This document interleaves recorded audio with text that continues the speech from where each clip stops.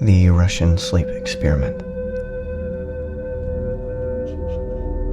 Russian researchers in the late 1940s kept 5 people awake for 15 days using an experimental gas-based stimulant. They were kept in a sealed environment to carefully monitor their oxygen intake so the gas didn't kill them, since it was toxic in high concentrations.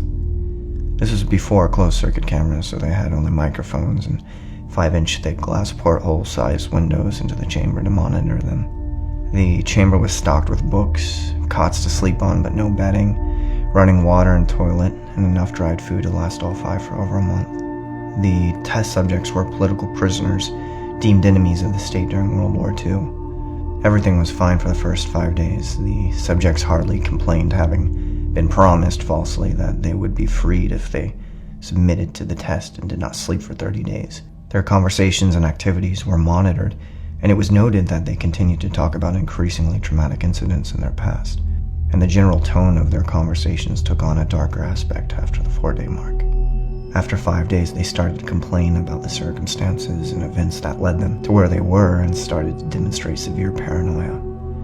They stopped talking to each other and began alternately whispering to the microphones in one-way mirrored portholes. Oddly, they seemed to think that they could win the trust of the experimenters by turning over their comrades, the other subjects, in captivity with them. At first, the researchers suspected this was an effect of the gas itself. After 9 days, the first of them started screaming. He ran the length of the chamber, repeatedly yelling at the top of his lungs for 3 hours straight. He continued attempting to scream, but was only able to produce occasional squeaks. The researchers postulated that he had physically torn his vocal cords. The most surprising thing about this behavior is how the other captives reacted to it. Or rather, didn't react to it. They continued whispering to the microphones until the second of the captives started to scream. The 2 non-screaming captives took the books apart, smeared page after page with their own feces, and pasted them calmly over the glass portholes. The screaming promptly stopped. So did the whispering to the microphones. After 3 more days passed, the researchers checked the microphones hourly to make sure that they were working, since they thought it was impossible that no sound could be coming out with 5 people inside. The oxygen consumption in the chamber indicated that all 5 must still be alive. In fact, it was the amount of oxygen 5 people would consume at a very heavy level of strenuous exercise.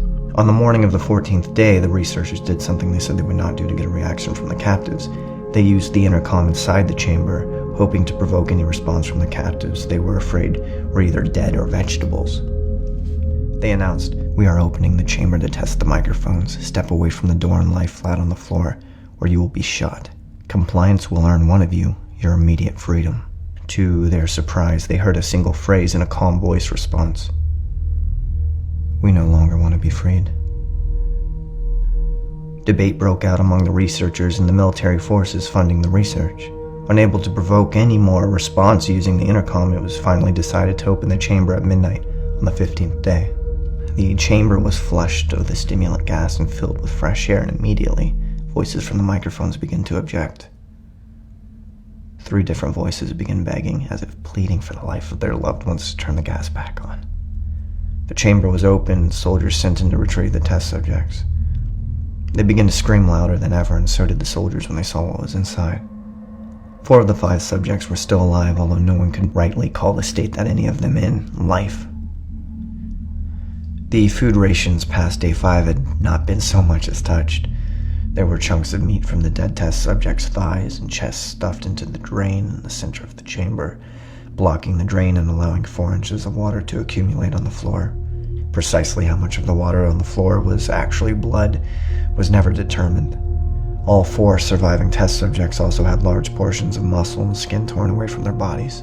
The destruction of flesh and exposed bone on their fingertips indicated that the wounds were inflicted by hand, not with teeth as researchers had initially thought.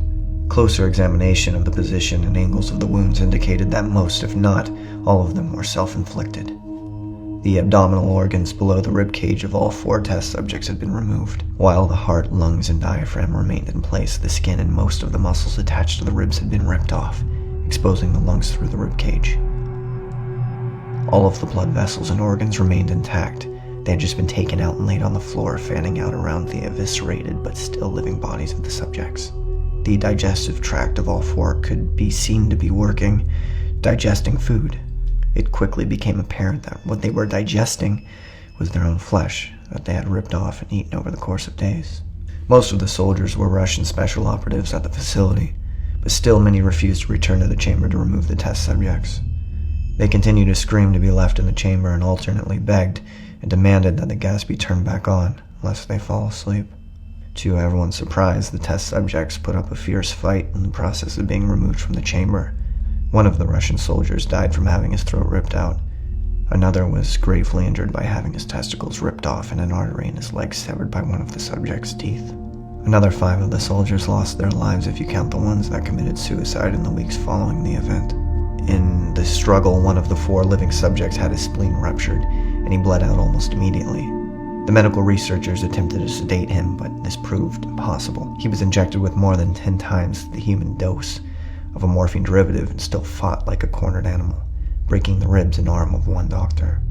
His heart was seen to beat for a full 2 minutes before he had bled out, to the point that there was no more air in his vascular system than blood.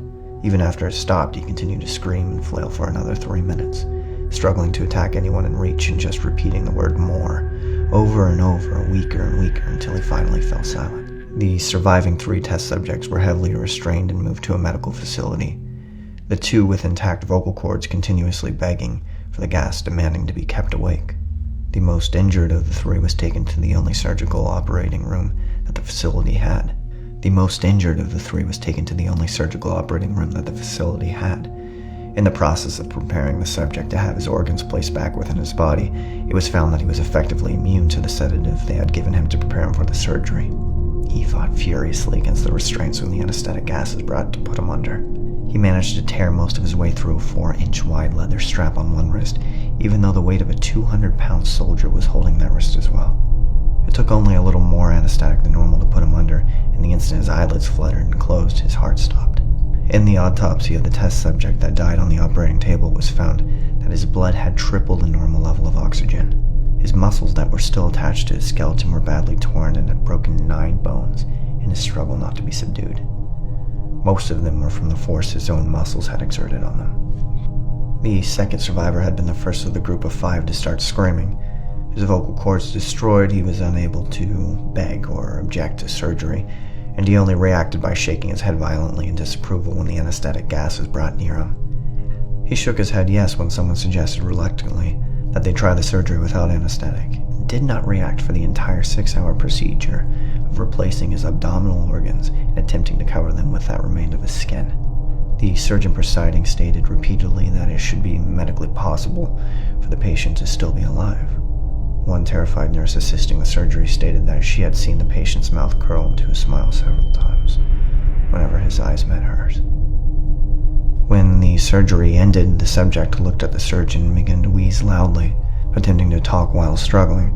Assuming this must be something of drastic importance, the surgeon had a pen and pad fetched so the patient could write his message. It was simple.